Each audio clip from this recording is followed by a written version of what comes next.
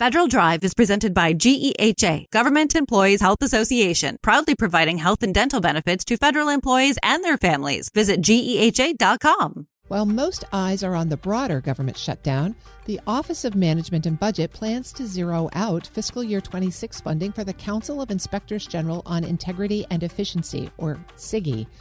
That move could cripple oversight coordination across more than 70 agencies and shutter public access to whistleblower tools and investigations. Joining us to unpack the implications is Director of Structural Democracy at the Bipartisan Policy Center, Michael Thorning. Mr. Thorning, thank you for joining me. Thank you for having me, Terry. OMB dropped kind of a bombshell at the end of September by announcing they weren't going to apportion funds for the Council of Inspectors General on Integrity and Efficiency, or CIGIE. And that raised a lot of eyebrows. So could you start by telling us what CIGIE does and why this was such a surprise? The Council of Inspectors General is a group of the Inspector General community and members from the executive branch. So there are people from the Office of Management and Budget who sit on it. There's a representative from the Federal Bureau of Investigation and some other parts of the executive branch. But the council's job is really to coordinate and support the work of inspectors general across the government who are trying to root out waste, fraud, and abuse and encourage efficiency and effectiveness in government. And so the council does a number of things, whether that be around training or producing standards for the community. They've got a number of responsibilities. This came as a surprise because the council has been fairly bipartisan since its existence and has by most measures been quite a success in making the IG community across government better at what it does. It's established by law and has multi-year funding. So this wasn't a case of expiring funds where they needed to shut it down, right? That's right. The council has a rather unique funding regime within the government. Most of its funding comes from the individual inspector general offices across government, which is pretty unique. We don't see that really with the other councils in the executive branch or other agencies. And so really it's within the community known as kind of a pass the hat funding stream, which has not always served the council well. And in fact, we here at the Bipartisan Policy Center have recommended that Congress establish a dedicated funding stream for CIGIE. What are some of the impacts if CIGIE goes dark? I mean, you mentioned that it coordinates oversight over 72 federal IG offices, but what are some of the particulars? Well, I think the biggest thing is, the degree to which it's preparing and developing leaders within government accountability. So for one, they operate training academies, which really are why the Inspector General community has, some of the best people in government accountability, not just in the country, but in the world. And in CIGIE and our training programs for that are modeled in other governments. It also creates standards for the IG community about how it should conduct investigations, how to go about its work.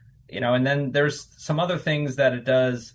For one, it oversees complaints about individual IGs within the government. This is sort of this time-honored question of who watches the watchman. Our answer to that, at least since 2008 within the Inspector General community, has been that CIGIE will have a committee, an accountability committee, who investigates complaints about that. The committee doesn't have any authority itself to take, any kind of punitive action, but, it's really, I think, a reflection that the best people to assess the performance and behavior are inspectors general's peers, people who do the job just the way that they do. And then the last thing I'll mention has been the use of CIGIE as a coordinating mechanism. You mentioned that there are 72 inspectors general offices across government, and there are many more aspects of government in addition to that who are trying to make sure that taxpayer funds are spent well and that government is performing up to the letter of the law. CIGIE has had a responsibility for supporting what some people call cross-cutting work. That's tackling challenges that exist in multiple agencies, but trying to leverage the experience, learning, wisdom, and resources of multiple IG offices at once to do that in the best way possible. And so an example of that I would give is what's called the Pandemic Response Accountability Committee. This is a coordinating council within the IG community that was set up to look into waste, fraud, and abuse around the pandemic response. I'm speaking with Michael Thorning. He's the Director of Structural Democracy at the Bipartisan Policy Center. Michael, the Trump administration has made numerous assertions that it wants to root out waste, fraud, and abuse, and yet it has a pretty adversarial relationship with the IG community thus far. Did OMB offer any rationale for this termination of apportionment? The administration's motivations aren't totally clear at this point. You're right that the Trump administration and certainly other presidential administrations have had differing levels of relations with the IG community. We might expect that. There is conflict between the people who are trying to enforce accountability and the people who are trying to run the government. But I think many people would say the current administration has had a particularly confrontational relationship with inspectors general. But, there are attempts to get more information right now about what the rationale might have been behind this, particularly coming from Congress. There have been bipartisan efforts to do that. The ranking Democrat on the House Appropriations Committee, Representative Rosa DeLauro, has sent a letter to the Office of Management and Budget seeking information about this. And on the Senate side, the chairwoman of the Senate Appropriations Committee, Senator Susan Collins, as well as Senator Chuck Grassley, both Republicans, have sent a letter. And those two have been particularly strong supporters of the IG community in the past. Senator Collins and Senator Grassley were actually sponsors of the legislation that created the council. And so I imagine, they have a really strong vested interest in finding out what is going on here. Is there a legal or a procedural path forward? I mean, since this organization is actually funded and it exists in law, can Congress force OMB to release the funds and keep operations going? Congress always has a number of tools at its disposal when it comes to spending authority.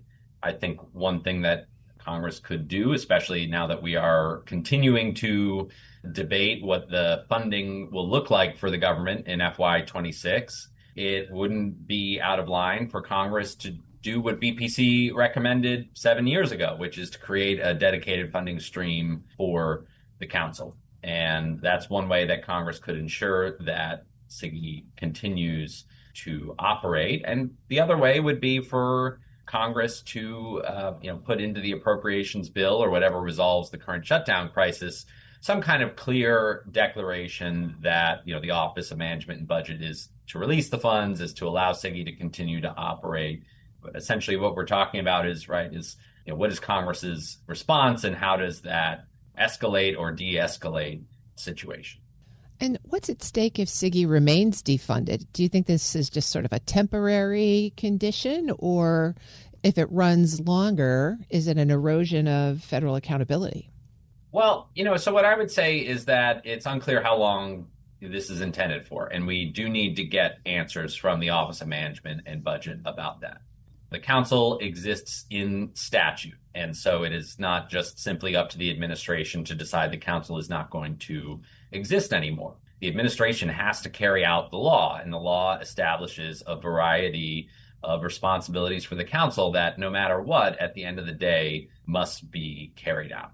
In terms of the consequences of this going on for an extended period of time, what's important here to remember is that for the most part, the council's job is really coordinating and supporting the inspector general community. So people should be assured that inspectors general will continue to do their jobs across government in the individual agencies to which they're stationed. But the quality of their work and their ability to do their work efficiently and effectively could be impacted. So, if they need training for staff, that is certainly going to be impacted here. A number of the Inspector General's websites actually rely on infrastructure from CIGIE for their websites. And so I think there are aspects of public transparency and reporting that could be impacted here. And then, lastly, as I said, on kind of the coordinating across government, what's the ability of our inspectors general to do a good job rooting out waste, fraud, and abuse? It could make it harder for them to do their jobs well. And in the case of being efficient themselves, the council provides some shared services, some shared access to resources that, now potentially we're going to have inspectors general going out and, acquiring on their own for their own individual offices, which might not be the most effective way to get those resources when they could be shared among a number of offices. And so there are varying levels, that this will affect the inspector general community, but the individual inspectors general, are still on the job and still will be doing what they do day in and day out. I've been speaking with Michael Thorning. He's Director of Structural Democracy at the Bipartisan Policy Center. Mr. Thorning, thank you for breaking all of this down for us. Thank you, Terry. We'll post this interview at federalnewsnetwork.com/Federal Drive. Listen to the Federal Drive on your schedule. Subscribe wherever you get your podcasts.